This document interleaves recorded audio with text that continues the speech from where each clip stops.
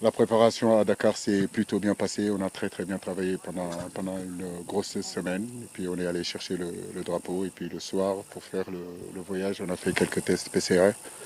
Il s'avérait qu'il y a quelques membres du staff et puis de l'équipe qui sont contaminés, qui sont positifs. Donc bon, ça ne nous a pas empêché de voyager hier. Ça a été une journée un peu longue, mais on est bien arrivé.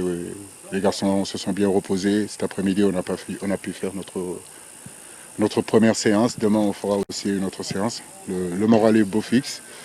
Et nous espérons récupérer le reste du troupe d'ici la fin de cette semaine-là. C'est notre troisième CAN. On a emmagasiné ensemble avec les joueurs aussi, qui en sont certains à leur quatrième CAN.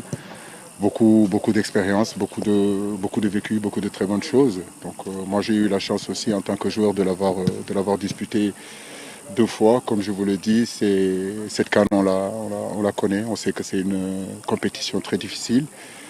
Où aujourd'hui, depuis 2 ans, j'ai envie de dire que toutes les équipes se sont préparées. 2019, 2022, beaucoup de choses ont changé dans les effectifs.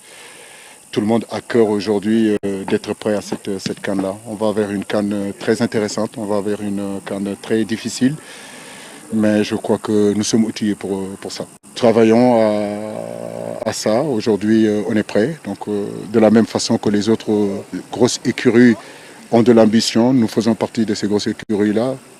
Pas théoriquement, mais surtout ce que nous avons accompli depuis un certain temps avec cette équipe.